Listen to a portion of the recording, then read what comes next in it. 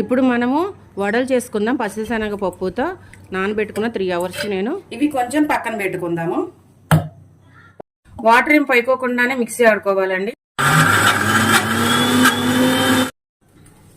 మనకి ఇలాగ ముక్క చెక్క అయితే సరిపోతుందండి. మెత్త